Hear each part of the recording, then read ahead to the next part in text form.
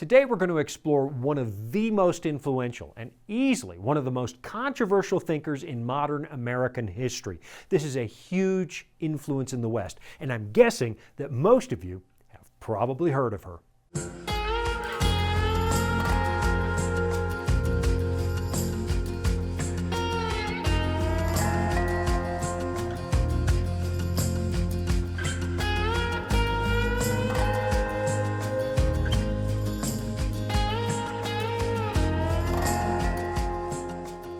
When I was about 18 years old, somebody invited me to a meeting of the Objectivist Club on the campus of the university I was attending, and for the most part, the meeting was pretty interesting.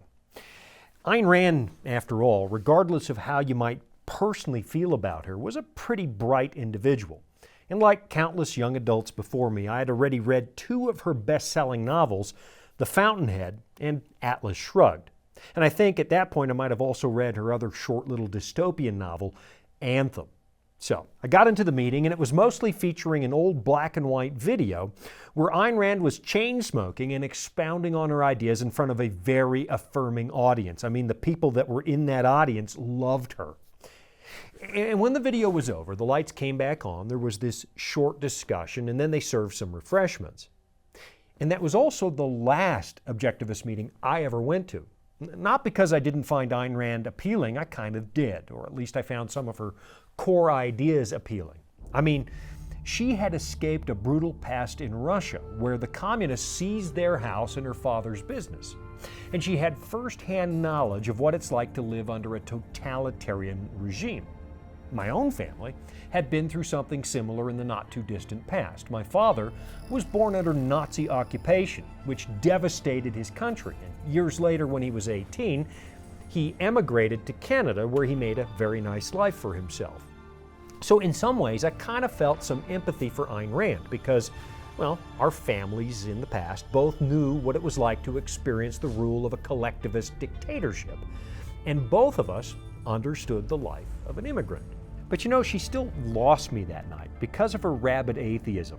She didn't just state that she didn't believe in God, she virtually spit God's name in disgust, and for some reason, I found that to be a huge turnoff. Now, to be clear, back then I was not a practicing Christian, even though I was raised in a church-going home. I was going through what you might call my heathen phase, or maybe more accurately, my hedonist phase. So you could hardly describe me as a religious person. But still, the way she hated God was a turnoff, and somehow the way she was speaking also gave me the impression that her ego might be out of control. Now, to be fair, lots of people have inflated egos, and that doesn't mean their ideas are wrong. And because she insisted that she dealt in ideas rather than emotions, we should probably judge her by the content of her philosophy, maybe instead of the content of her character, although I'm not convinced the two things aren't related. But for now, let's just stick to her ideas. And in the appendix you find in some editions of Atlas Shrugged, there's a simple definition of objectivism. That's the name for her philosophy. And this definition comes from Ayn Rand herself. She says, "My philosophy, in essence, is the concept of man as a heroic being, with his own happiness as the moral purpose of his life, with productive achievement as his noblest activity, and reason as his only absolute." It's a system of thinking not entirely unlike some of the 19th and 20th century philosophers we discussed on other shows. And honestly, the influence of Friedrich Nietzsche in particular really does seem to show up in Ayn Rand's work. Now, what's interesting is that you won't find Ayn Rand's name in the table of contents of most of the philosophy textbooks at colleges, even though her influence on Western culture is undeniable. And there's little question that she should be considered a bona fide philosopher. After all, she spent most of her life pontificating on the various disciplines of philosophical pursuit, ranging from metaphysics and epistemology to ethics and aesthetics. And her following is big enough that even if you don't happen to like her, you'd still have to concede that she's definitely earned the title of philosopher. Personally, I believe part of the reason she's usually excluded is because of her politics. She leaned very heavily to the right, and most liberal arts colleges, well, they tend to lean the other way. Now let's get to objectivism. Ayn Rand believed, like most people do, that your life belongs to you. Nobody has the right to appropriate it or to force you into servitude. You get to live your life. And what Ayn Rand really admired was a person who used their lifetime to achieve great things. We all benefit, she argued, when people are allowed to pursue their personal ambition and engage in mutually beneficial exchange. So, when somebody has a vision to build something grand or to start a large company, everybody, she said, benefits. Take, for example, a company like Amazon. Even though Jeff Bezos made his mark well after Ayn Rand was dead, I'm guessing she would have loved this guy because his vision for a huge online distribution company has created hundreds of thousands of jobs and made everybody's life, well, a lot more convenient. The successful entrepreneur is the hero of Ayn Rand's philosophy. So on the surface, objectivism looks pretty good, and it seems to align with the so-called American dream. It's rugged individualism driven by ambition, and it's a model that fits the way Western civilization has managed to secure a level of widespread prosperity that has never before happened in the history of the world. And to a large degree, Ayn Rand's vision harmonizes with the Protestant work ethic, even though her reason for valuing hard work and ambition is quite different from that of the Reformers. To the Protestant of yesterday, work was an act of worship.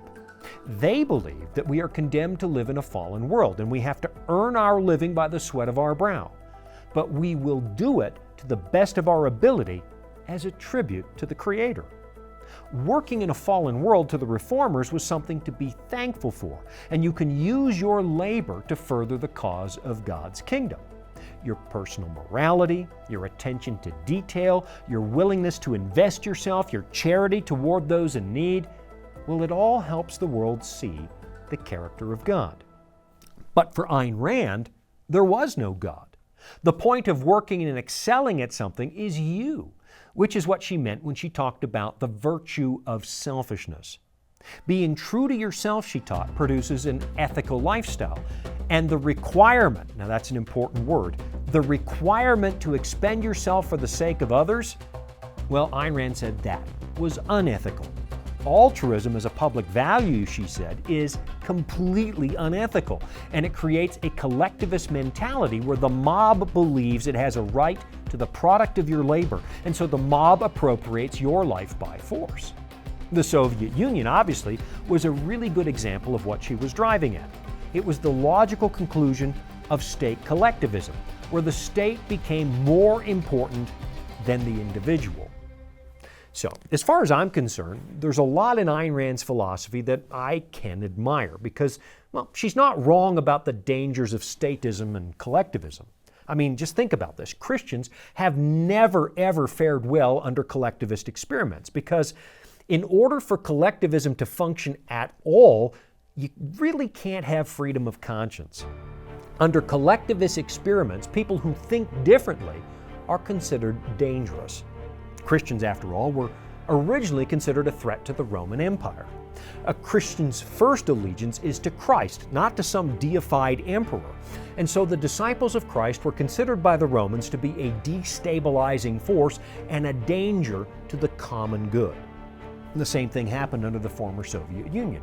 And those of you who happen to be of my age will remember the horrific stories of Christians and how they had to go underground in order to keep the faith.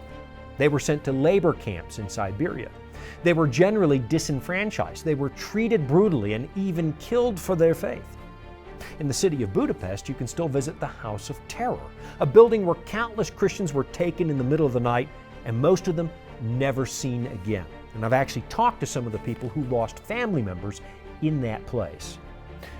We have even more recent examples coming from the largest communist experiment on the planet today, and that's China. Home churches established by Christians are bulldozed. Preachers are not free to say what they want, and tens of millions of Christians have to live in fear of what the state might do to them. And it's not just Christians by any stretch of the imagination. Members of Falun Gong and the largely Muslim Uyghurs give us even more proof that religious liberty never seems to go hand in hand with collectivism. In fact, over the course of the 20th century, collectivist ideology effectively turned half the world into a prison camp. Now, it looks like I've got to take a quick break, but don't you go away, because when we come back, we're going to take a look at how Ayn Rand's objectivist philosophy doesn't do any favors for Christianity either. Life can throw a lot at us. Sometimes we don't have all the answers. But that's where the Bible comes in. It's our guide to a more fulfilling life. Here at the Voice of Prophecy, we've created the Discover Bible Guides to be your guide to the Bible. They're designed to be simple, easy to use, and provide answers to many of life's toughest questions. And they're absolutely free. So jump online now, or give us a call and start your journey of discovery. Ayn Rand was certainly quotable, and I don't know if it's her Russian heritage or not, but you can tell a lot of her novels were really thick, like other Russian authors. But even though they're long, they're pregnant with quotable moments like this one from Atlas Shrugged. This is an inscription on a building owned by the freethinker John Galt. It says, "I swear by my life and my love of it that I will never live for the sake of another man, nor ask another man to live for mine." Now that right there is a pretty good summary of her objectivist philosophy. Now it doesn't rule out things like voluntary free exchange or generosity, but it does rule out things like coercion or groupthink. In this novel, this is an oath that people have to take, voluntarily of course, if they want to live in a free world created by this character, John Galt, the man who ditched the oppression of the collectivists to go out there and go it alone. Here's another quotable moment from her book, Capitalism, the Unknown Ideal. She says, "The smallest minority on earth is the individual. Those who deny individual rights cannot claim to be defenders of minorities." Now, to some extent, that does kind of match the ethics of the Bible, where people are treated as individuals instead of just groups. Of course, the Bible also has clear group identities like the children of Israel. But within the group, individuals are valued highly and find themselves accountable directly to God. The Bible really does value the worth of the person, and the influence of the Protestant reformers and the English dissenters can still be felt in the American Bill of Rights. So on some levels, there is a little bit of harmony between the ethics of the Bible and the ethics of Ayn Rand. And maybe that's the reason Ayn Rand seems to have a following among American Christians, even though she was clearly an atheist. But then if you keep reading Ayn Rand in the Bible, you discover she clearly diverges from the actual ethics of Jesus. Now, in the time that we have today, there's no way I could do justice to this topic, and I know the disciples of Ayn Rand are going to be upset by what I say, because if Ayn Rand insisted on one thing, it was linguistic precision. Whether or not she actually achieved that for herself is another story, because her epistemology kind of fails the test, especially when you try to pin down her definition of the word reason. But maybe we'll come back to that some other day. Ayn Rand was so particular about her philosophy that she didn't even allow most of her students to call themselves objectivists, because that would imply they had something intelligent to say, and she didn't think they did. So she called them students of objectivism, because only she got to speak for the philosophy. Now, there were a few exceptions, like Nathaniel Branden, who was allowed to speak for this system of thought, but those people were exceptionally rare. Ayn Rand explained this way back in 1968 when she said, "Since objectivism is not a loose body of ideas, but a philosophical system originated by me and publicly associated with my name, it is my right and my responsibility to protect its intellectual integrity." And I guess that's probably one of the first red flags you find in the writings of Ayn Rand. I mean, it was certainly her right to make sure that people didn't misrepresent her. But at the same time, she spoke about objectivism like it was a hard science. She wasn't inventing truth, she insisted, but discovering it like a scientist would. Because as far as she was concerned, that's what philosophy is, a hard science that uses nothing but impartial reason. Now, here's the big problem with this. Nobody owns a scientific discovery. The law of gravity, for example, just exists. Even though Isaac Newton defined it, he doesn't own it. And if objectivism is really a hard science, the way Ayn Rand said, then it should be open to peer review. And there's no way she could own it. Author Ronald Merrill makes this point quite nicely when he says, "She," speaking of Ayn Rand, "seems to have forgotten that no one can own a scientific theory since it is not a creation but a discovery, an identification of reality." So, if her philosophy is really objective science, if this is really just the product of pure reason, then she should have been open to debate. And she wasn't. In fact, she refused to answer most people's questions, and she refused to debate because she always believed herself the smartest person in the room. If you saw holes in the way she thought, that's only because you're too dumb to understand her system the way that she did. Ayn Rand delivered monologues where students sat at her feet and dared not ask questions. And this was especially true in her later years when she became visibly impatient with people and often appeared angry when someone asked a question. Of course, the fact that she had an ego doesn't by itself make her thinking necessarily untrue, but the closure of debate and the insistence that there's only one expert in the room is often a red flag that you're dealing with a cult-like mentality instead of legitimate philosophy. And honestly, cult-like is a pretty good description of the objectivists I've interacted with over the years, even though a lot of them are obviously smart people. I just find it hard to escape this feeling that Ayn Rand has taken the place of God or revealed Scripture in some people's lives. I mean, she sits at the top of this philosophical system, not so much like a teacher, but more like an omniscient leader who cannot be questioned. You know, a cult leader. And no, I don't really believe that objectivism is a bona fide cult, and I know her followers would hate that description because they prize free thinking. But I also know I'm not the only one who's walked away with that impression, because a lot of time and effort has been devoted to the question of whether or not objectivism is actually a religious cult, because in a lot of ways, it behaves like one. Ayn Rand was known to scream at people who disagreed, and to be considered an objectivist meant passing an ideological purity test, and she was the only one who could decide who was worthy.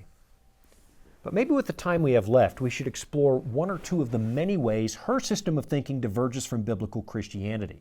Now, there's a lot of things we could cover, like the fact that she insisted, like John Locke, that human beings are born with nothing in their brains and they build their identities and knowledge using nothing but pure reason.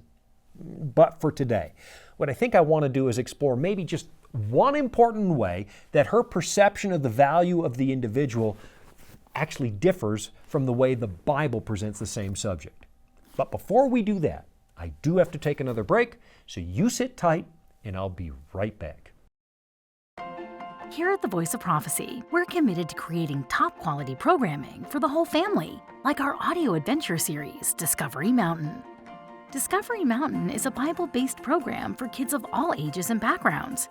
Your family will enjoy the faith-building stories from this small mountain summer camp and town. With 24 seasonal episodes every year and fresh content every week, there's always a new adventure just on the horizon. If there's one thing Ayn Rand made perfectly clear, it's that she had no patience for Christians. Altruism, the act of living for others, was anathema to her, so she absolutely deplored the idea that somebody would ever sacrifice himself for others, like Christ.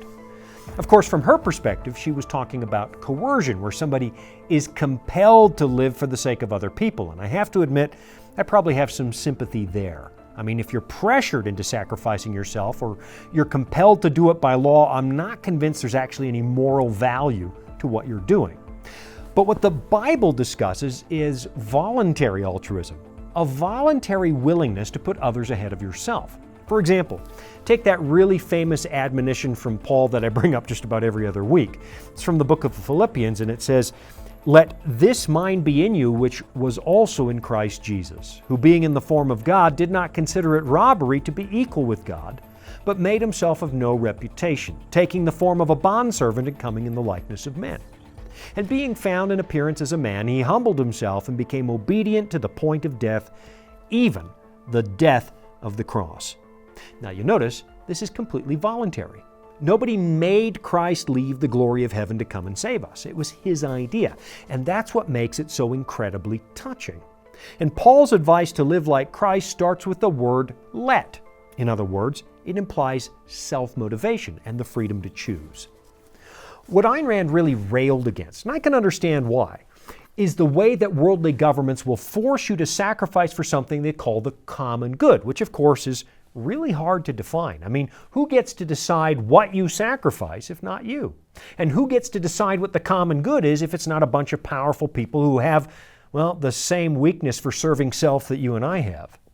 Letting powerful people tell the rest of us how to live almost always has unintended consequences because mere human beings cannot make perfectly informed decisions. And their decisions result in more misery, usually, for somebody.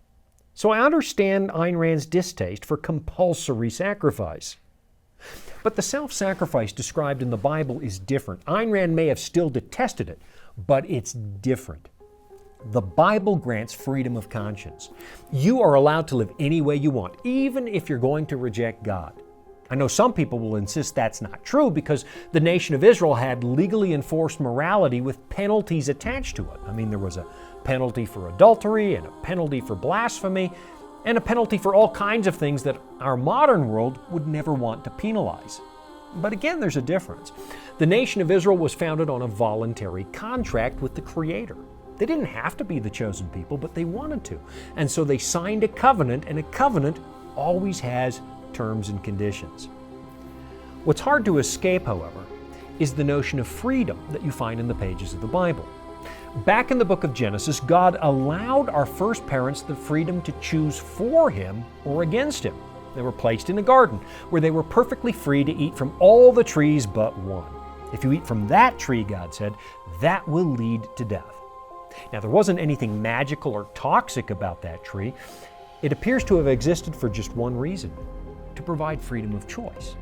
The Bible defines God as a God of relationships and love, and in order to be able to love freely, there has to be the possibility of choice. For example, the reason I really value my relationship with my wife is because it's voluntary. When I get home from a long trip and she's still there at my house, I know it's because she wants to be, and that means something to me. But you know, if I get home and she's chained to the coffee table and I say, "Hey, look at that, you're still here," well, that doesn't make sense. There's nothing meaningful about that. So in order to live freely, to be able to freely enter into a relationship with God, the freedom to choose against God has to be there.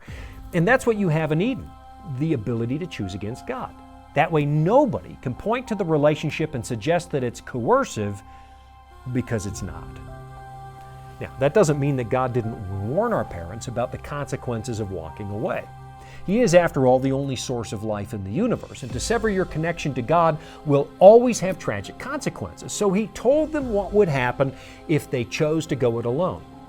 But He didn't make it impossible to leave. There's another good example in the Old Testament where Joshua encourages the Israelites to remain faithful to God after they had been unfaithful in a number of different ways. Notice what Joshua actually says. "And if it seems evil to you to serve the Lord, choose for yourselves this day whom you will serve, whether the gods which your fathers served that were on the other side of the river, or the gods of the Amorites in whose land you dwell. But as for me and my house, we will serve the Lord." Again, it's the freedom to choose, and that's a really important concept in Christianity. I know the church behaved rather badly during the Middle Ages, and we compelled people to worship a certain way. But that was an aberration. It was a departure from the principles of our founding document. God does not force, and that means that Christians have an obligation to respect the rights of others. Forcing people to accept Christianity is plainly out of bounds. Of course, that doesn't mean that we can't support good, moral, civic laws, particularly those that are related to the second table of commandments. Moral principles like "you shall not kill" or "you shall not steal" respect the rights of the individual, and they place a distinct value on other people. Those are good laws, common sense moral values that benefit everybody. Where Christians run into trouble, though, is when they try to enforce the first table of commandments through civic laws, the commandments that describe our personal duty to God. You cannot force other people not to take the Lord's name in vain or to observe the Sabbath and so on. Now, I've got to take one last quick break, and then we'll come back to summarize what it is that I'm really driving at. Are you searching for answers to life's toughest questions like, where is God when we suffer? Can I find real happiness? Or is there any hope for our chaotic world? The Discover Bible Guides will help you find the answers you're looking for. Visit us at BibleStudies.com or give us a call at 888-456-7933 for your free Discover Bible Guides. Study online on our secure website or have the free guides mailed right to your home. There is never a cost or obligation. The Discover Bible Guides are our free gift to you. Find answers in guides like, Does my life really matter to God? And A Second Chance at Life. You'll find answers to the things that matter most to you in each of the 26 Discover Bible Guides. Visit BibleStudies.com and begin your journey today to discover answers to life's deepest questions. Ayn Rand appeared to believe, like Nietzsche or Schopenhauer, that the universe somehow answers to us. Now that's a little simplistic because neither of those philosophers really believed the universe had any real meaning attached to it anyway. But they did suggest that the best path in life is to just accumulate power and use it to carve out a better existence for yourself. Ayn Rand essentially taught the same thing, and it's no surprise because she was a huge fan of Nietzsche. Her highest ideal was the noble hero, the one who beats the odds and really makes something of himself. And I say himself on purpose because for some strange reason, Ayn Rand actually put limits on the ambitions of women, even stating publicly that they should never, ever be president of the United States. The individualism of Ayn Rand's objectivism was completely self-serving, and it assumed that the universe is here to serve us. Christianity, on the other hand, believes that the universe answers to a creator, and the universe was made as a reflection of who that creator is. We understand that we've been given free moral agency, and that God invites us to answer to Him. What Christianity teaches essentially is that you really are your own person and that you don't need some kind of middleman that stands between you and God. You are free to choose. But what happens if you understand that the universe does not exist for you and you voluntarily submit to the God who made it? Well, in that case, you discover that the universe absolutely bends in God's direction, and that's a feature He's willing to share with you because it turns out God also voluntarily lives for you. Listen, like Ayn Rand, I do not recognize any right on your part to call the shots in my life. But quite unlike her, I readily acknowledge God's right to call the shots in my life. And I'm quite happy to submit to that arrangement because I've come to realize I can't lose when I'm in the hands of a loving and merciful God. Well, that's it for this week. I've talked too long and I've completely run out of time, and I guess that quick summary of one of the most influential writers in American culture is just going to have to do for now. Maybe we'll come back to it on another week. Thanks for joining me. Until next time, I'm Shawn Boonstra, and this has been another edition of Authentic.